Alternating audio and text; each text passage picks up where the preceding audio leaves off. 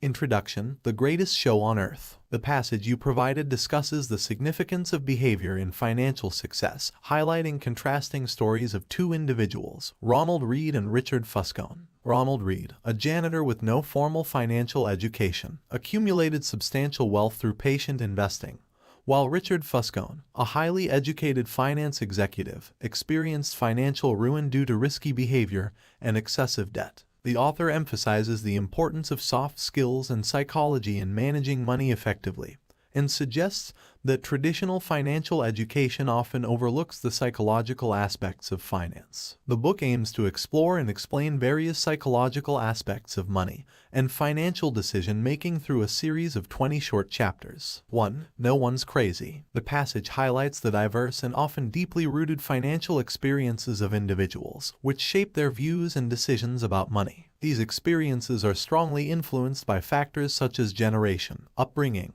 economic conditions, and life events. The text suggests that personal financial history plays a significant role in shaping one's attitudes and behaviors regarding money. It also emphasizes that the concepts of retirement savings, college education, and various financial instruments are relatively new in the grand scheme of history. The lack of historical experience in these areas contributes to people making decisions that may seem irrational to others. The passage concludes by introducing the story of Bill Gates and his journey to wealth, hinting at the idea that everyone has a unique path when it comes to money. 2. Luck and Risk. The passage discusses the interplay between luck, risk, and individual effort in shaping life outcomes. It provides examples, such as Bill Gates' access to a computer in high school, and the tragic fate of his friend Kent Evans, to illustrate the impact of luck and risk. The central message is that life outcomes are influenced by forces beyond individual control, making it essential to appreciate both luck and risk when evaluating success. The text also highlights the challenge of distinguishing between luck, skill, and risk in various success stories and suggests focusing on broad patterns rather than extreme examples for actionable takeaways. Ultimately, it emphasizes the need to be humble in success and understanding in failure, acknowledging that life is more complex than it may seem at first glance. 3. Never Enough. The passage highlights the concept of enough in the context of wealth and success. It begins with a story about Kurt Vonnegut and Joseph Heller, where Heller responds that he has enough despite earning less than a billionaire hedge fund manager in a day. The author uses examples like Rajat Gupta and Bernie Madoff to illustrate how even individuals with vast wealth can be driven to take unnecessary risks in pursuit of more, often with detrimental consequences. The key takeaways from the passage are: 1. The hardest financial skill is knowing when to have enough and to stop seeking more. 2. Social comparison can fuel an insatiable desire for wealth and success, leading to never-ending competition. 3. Having enough is not a sign of conservatism but a way to avoid negative consequences, such as burnout, financial ruin,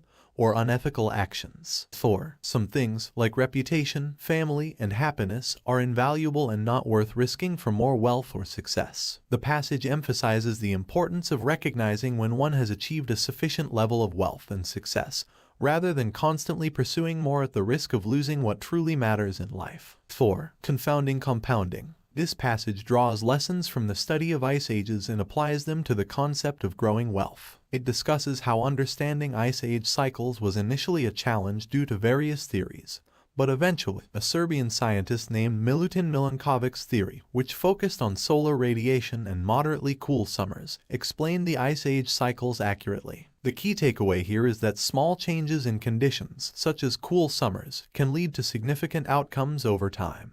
And this concept is then linked to the idea of compound interest. The author then uses Warren Buffett's wealth accumulation as an example to emphasize the power of time and compounding in growing money. It's noted that the majority of Buffett's wealth was accumulated after his 50th birthday, highlighting the significance of consistent long-term investing. The author also discusses the case of Jim Simons, who achieved remarkable annual returns but had less time to compound his wealth compared to Buffett. The passage underscores the importance of time and compounding in wealth building, highlighting that even seemingly small changes and relatively modest returns can lead to significant wealth when compounded over a long period. It suggests that focusing on consistently earning reasonably good returns over time is often more effective than pursuing exceptionally high, but unsustainable returns. 5. Getting wealthy versus staying wealthy. This passage emphasizes the importance of not only acquiring wealth, but also maintaining it. It begins with a story about two investors, Jesse Livermore and Abraham Germansky. Livermore achieved immense wealth during the 1929 stock market crash, while Germansky,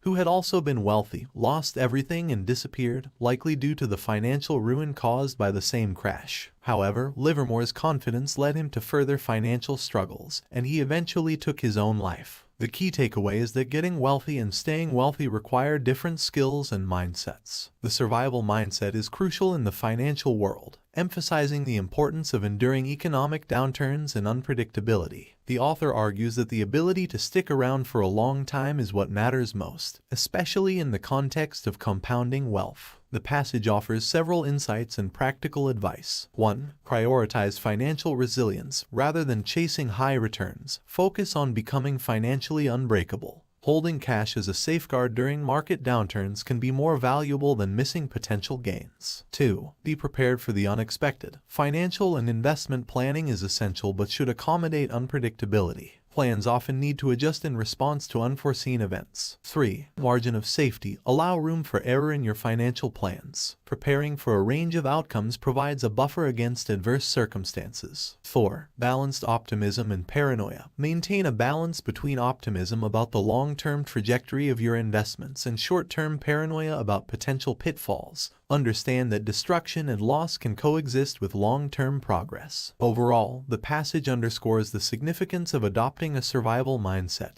and being cautious about maintaining wealth, not just accumulating it. 6. Tails, you win. This passage emphasizes the significance of tail events in various aspects of life, including investing, business, and finance. It highlights that the majority of outcomes are driven by a small number of exceptional events, much like how art dealers and investors focus on a few significant winners. The text also discusses how the most influential and profitable events are often the result of such tail events, and it explores examples in different fields such as art dealing, technology, and stock market investing. The passage concludes by stressing that you don't need to be right all the time to achieve success. Rather, you can be wrong a significant portion of the time and still achieve favorable outcomes in the end. 7. Freedom. The passage discusses the relationship between wealth, happiness, and the control of one's time. It emphasizes that true wealth lies in the ability to have control over one's life, being able to do what one wants, when they want, with whomever they want. The text highlights research by psychologist Angus Campbell, who found that a strong sense of control over one's life is a significant predictor of well-being and happiness. It also delves into how people's jobs in the modern workforce have evolved, often leading to a feeling of constant work and a lack of control over one's time. The passage concludes by highlighting that while wealth can provide material comfort, true happiness is often found in non-monetary aspects of life, such as quality friendships and spending unstructured time with loved ones. 8. Man in the Car Paradox. The author, a valet who often drives luxury cars, reflects on the allure of expensive cars and how they are perceived by others. They explain that people often believe owning such cars will make them respected and admired. But in reality, others are more interested in the wealth itself as a benchmark for their own desires. The author writes a letter to their son, advising that true respect and admiration come from qualities like humility, kindness, and empathy rather than material possessions. The essay emphasizes that while fancy cars and wealth have their place, they should not be the sole focus in the pursuit of respect and admiration. 9. Wealth is what you don't see. The author discusses the concept that wealth is often hidden, contrary to the common perception that it is visible through material possessions like expensive cars and homes. They share anecdotes of individuals who appeared wealthy due to their possessions but were actually living beyond their means. The author distinguishes between being rich, which relates to current income and visible spending, and being wealthy, which involves saving and accumulating financial assets for future flexibility and options. They draw parallels between wealth and self-control, comparing it to maintaining weight loss through diet and exercise. The author highlights the challenge of finding wealthy role models and emphasizes the importance of learning from those who prioritize saving and financial restraint. In conclusion, the author encourages saving money as a means to achieve financial security and freedom. 10. Save money. The author emphasizes the importance of saving money, even though it might seem obvious to some. They categorize people into 3 groups based on income and savings habits: those who save, those who think they can't save, and those who think they don't need to save. The author stresses that building wealth is more about the savings rate than income or investment returns, drawing a parallel with energy efficiency in the 1970s. They argue that personal savings and frugality are within one's control and have a 100% chance of being effective. They highlight that wealth is what remains after expenses and that it's crucial to have a high savings rate. The author discusses the relative value of wealth, pointing out that being efficient with money can be more beneficial than being a better investor. They underscore the importance of controlling one's ego and the role of psychology in saving. The author advocates saving without a specific spending goal, as it provides options, flexibility, and control over one's time. They describe the hidden returns on wealth, emphasizing the incalculable value of having control over your time. In a globalized and competitive world, they argue that flexibility is a more valuable asset than intelligence. Having control over your time and options is becoming increasingly valuable, making saving money and gaining financial flexibility essential. The author encourages people to save money and adopt a more flexible mindset. 11. Reasonable greater than rational. The author emphasizes that when it comes to finance and decision-making, it's essential to be reasonable rather than coldly rational. This perspective is exemplified through various anecdotes. 1. The story of Julius Wagner-Jauregg, who used malariotherapy to treat syphilis patients, even though it seemed irrational, highlighting the importance of considering reason and decision-making. 2. The idea that fevers, although technically beneficial in fighting infections, are universally seen as bad due to the discomfort they cause. People prefer a reasonable, pain relief approach over a strictly rational one. 3. In the realm of finance, the author challenges the notion of purely rational investing and suggests that people want strategies that allow them to sleep well at night, even if they are not mathematically optimal. 4. Harry Markowitz, a Nobel laureate in finance, exemplifies the concept of minimizing future regret as a reasonable approach, even if it may not align with pure rationality. 5. The concept that what may be technically true can be contextually nonsense, as exemplified by a study suggesting young investors use 2-to-1 margin for stocks. While the math works rationally, it's an unreasonable strategy for most people. 6. The importance of loving your investments, as an emotional connection can help investors stick with their strategies during tough times. 7. Other examples of being reasonable rather than strictly rational in finance, such as home bias, day trading, making economic forecasts, and even Jack Bogle's inconsistent investment choices. Overall, the author argues that being reasonable, considering human emotions and real-life contexts, is often more effective and sustainable in both medical and financial decision-making than purely rational approaches. 12. Surprise. The author discusses the limitations of using historical data as a guide for future economic and investment decisions. They highlight several key points. 1. History is mainly the study of surprising and unprecedented events, yet investors and economists often rely on it to predict the future. 2. The author warns against the historians as prophets fallacy, which involves an over-reliance on past data to predict future conditions in fields where innovation and change are prevalent. 3. Investing is not a hard science like geology or medicine. It involves human emotions and imperfect decisions based on limited information. 4. The author argues that the most important events and changes in the economy and markets are often unprecedented and unpredictable. 5. Historical changes, such as the introduction of the 401 or the rise of venture capital, have rendered some historical investment strategies and formulas less relevant. 6. While history can provide general insights into human behavior and reactions to economic factors, specific trends,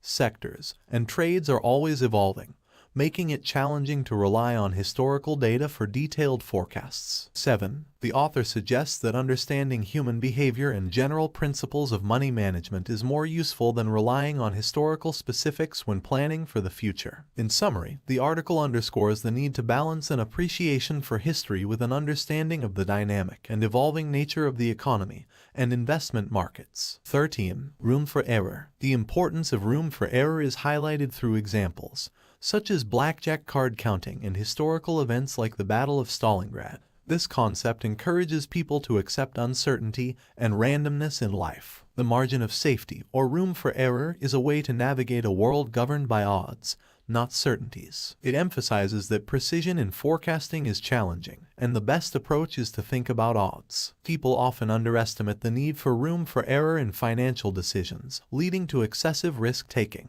A critical aspect of this is recognizing that risks can take a psychological toll, and it is crucial to have a gap between what can be technically endured and what is emotionally possible. Room for error can be applied to various aspects of life, including financial planning for retirement. It encourages estimating future returns with caution and saving more than necessary to create a margin of safety. The text also discusses the danger of optimism bias in risk-taking and the role of leverage. It suggests that taking on risks should not involve any chance of financial ruin, and that one should aim to ensure they can survive to take advantage of opportunities. Lastly, the concept of avoiding single points of failure is introduced. Single points of failure can lead to catastrophe, and the best way to guard against them is to create backups or savings to bridge the gap between known and unknown expenses. Planning for the unknown is a crucial aspect of financial security and resilience. 14. You'll change. The text emphasizes the tendency of people to underestimate how much they will change in the future, and how this impacts their long-term financial planning. It discusses how people often set long-term goals based on their current desires and circumstances but fail to consider how their priorities and preferences may evolve over time. The end of history illusion is introduced, which is the idea that people think they have become the person they were meant to be and will remain the same in the future. The text highlights how people's careers, desires, and goals can change significantly over their lives, and this can pose challenges for long-term financial planning. It suggests that many people go through multiple phases in their lives, each with different goals and aspirations. Rather than having one continuous plan, it may be more realistic to think of your financial life in terms of distinct 20-year blocks. The text recommends avoiding extreme ends of financial planning, such as assuming you'll be happy with very low income or working endlessly for a high income. Extremes increase the likelihood of future regret. Instead, a balanced approach at every stage of your working life, with moderate savings, free time, commute, and family time, can increase the odds of sticking with a plan and avoiding regret. It also suggests being open to changing your mind and abandoning financial goals that no longer align with your current self. The concept of sunk costs is discussed, where people anchor their decisions to past efforts that can't be refunded. Embracing the idea that past financial goals can be abandoned without mercy can minimize future regret. The text emphasizes that compounding works best when you give a plan years or decades to grow, and endurance is key. The key takeaway is that adapting your financial plan as you change over time and avoiding rigid, unchanging goals can lead to more successful long-term financial outcomes. 15. Nothing's free. The text discusses the concept of the price associated with various endeavors, particularly in the context of investing. It highlights that understanding the price of success is essential, and in many cases, this price is not immediately apparent until you've experienced the challenges firsthand. It uses the example of General Electric's downfall due to the 2008 financial crisis, and how former CEO Jack Welch manipulated earnings to maintain consistency and predictability for shareholders. However, these accounting maneuvers shielded the true costs, which eventually led to significant losses for shareholders. The text emphasizes that the price of investing success is often not immediately obvious and compares it to a fine for doing something wrong. This perception of investing volatility as a fine rather than a fee can deter people from staying invested for the long term. It argues that viewing market volatility as a fee, akin to an admission fee, is crucial for understanding and embracing the price of higher returns in investing. Ultimately, it encourages readers to find the price and be willing to pay it when it comes to investing, understanding that market returns come with a cost in terms of volatility and uncertainty, which is part of the investment journey. 16. You and me. This passage discusses the nature of financial bubbles, why they happen, and the impact they have on society. It suggests that while greed is often cited as a cause of bubbles, it's essential to understand that individuals often make financial decisions based on their goals, time horizons, and available information, which may rationalize their actions at the time. The text points out that financial bubbles are complex and not as straightforward as blaming human greed. It likens them to political parties' rise and fall, where the cause and blame are not always agreed upon. One of the key arguments made is that bubbles form when short-term traders seeking momentum and quick returns attract enough money, shifting the investor base from long-term to short-term, leading to increased market volatility and price distortions. Long-term investors, unknowingly influenced by the behavior of short-term traders, can make decisions that aren't aligned with their actual investment goals. The passage highlights the importance of recognizing your own time horizon and understanding the game you're playing in the investment world. It encourages investors to create a mission statement that aligns with their investment goals and to avoid being swayed by those playing different investment games. Overall, the text explores the behavioral dynamics in financial markets and how they can lead to bubbles, emphasizing the importance of self-awareness in investing. 17. The seduction of pessimism.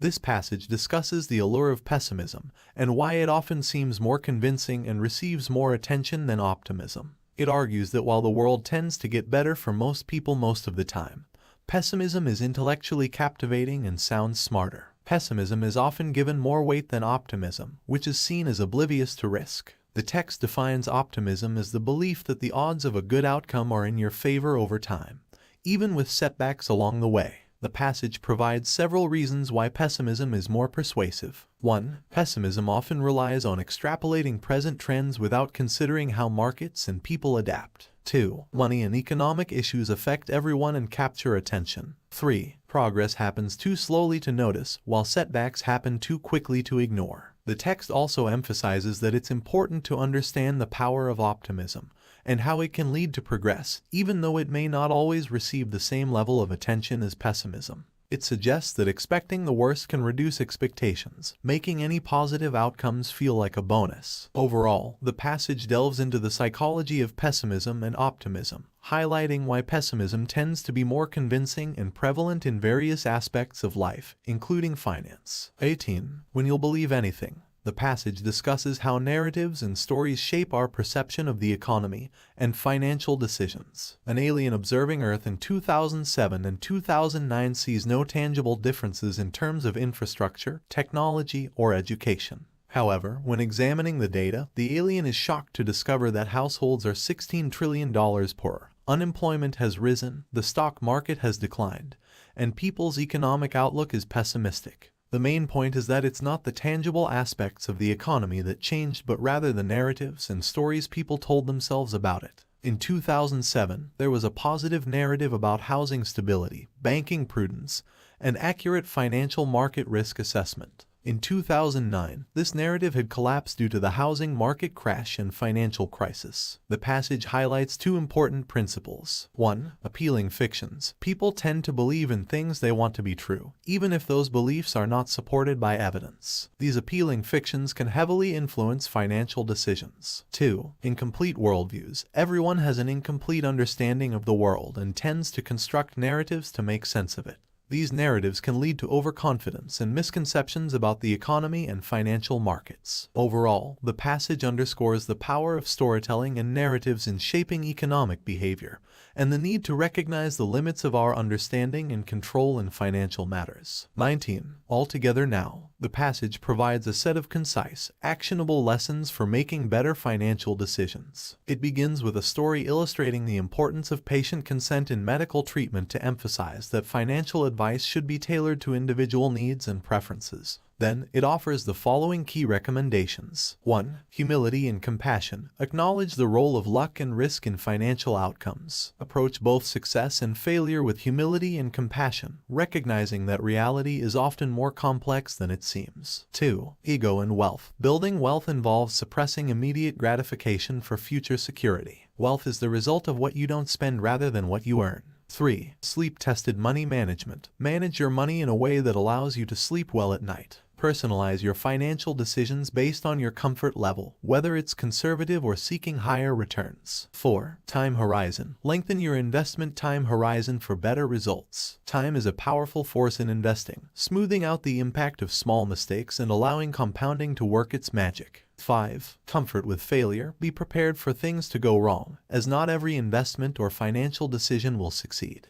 Embrace the idea that you can be wrong but still achieve your financial goals. 6. Control over time. Use your wealth to gain control over your time, which can lead to greater happiness. The freedom to choose how you spend your time is a valuable financial asset. 7. Kindness and humility. Respect and admiration are gained more through kindness and humility than flashy possessions. People value character more than material possessions. 8. General savings. Save for unspecified future needs. Life is full of surprises, and having a financial cushion can help in unpredictable situations. 9. Cost of success. Success often comes at a cost, including uncertainty, doubt, and regret. View these as fees worth paying, not fines to be avoided. 10. Room for error. Maintaining a gap between your needs and potential outcomes allows you to endure and benefit from compounding over time. A conservative approach can provide room for error. 11. Avoid extremes. Avoid making extreme financial decisions, as your goals and desires are likely to change over time. Extreme decisions may lead to regret. 12. Balanced risk. Embrace calculated risk for long-term gains, but be cautious of risks that could lead to financial ruin. Find the right balance. 13. Define your game. Clearly define your financial goals and ensure that your actions align with those goals rather than being influenced by others playing a different financial game.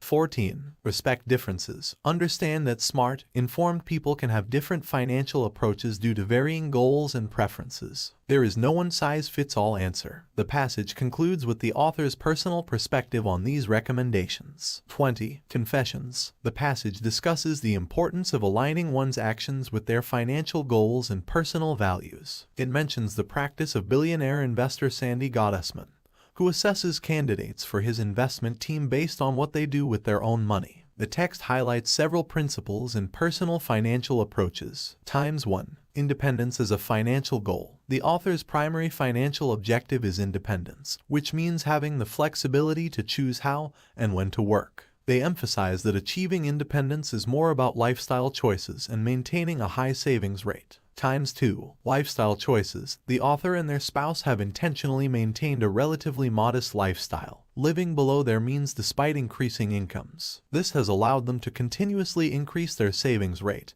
and create an independence fund. 3. Psychological benefits of lifestyle moderation. They argue that keeping lifestyle expectations in check and living below your means can reduce social pressure and help avoid the desire to keep up with the Joneses. This approach provides peace of mind and independence. 4. Financial independence through savings. The author suggests that financial independence is driven by one's savings rate and the ability to prevent lifestyle inflation. Keeping expenses low and consistently saving are essential. 5. Ownership of a house. The author's decision to own their house outright, without a mortgage, is explained as a psychological preference rather than a rational financial choice. The sense of independence and freedom it provides outweighs potential financial gains from leveraging the asset. 6. Holding cash. The author keeps a higher percentage of their assets in cash than most financial advisors would recommend. They view cash as essential for independence and to avoid being forced to sell stocks during unexpected expenses. 7. Investing in low-cost index funds. The author transitioned from actively picking individual stocks to investing in low-cost index funds. They emphasize that the choice of investment strategy should align with one's goals and risk tolerance. 8. Importance of simplicity in investing.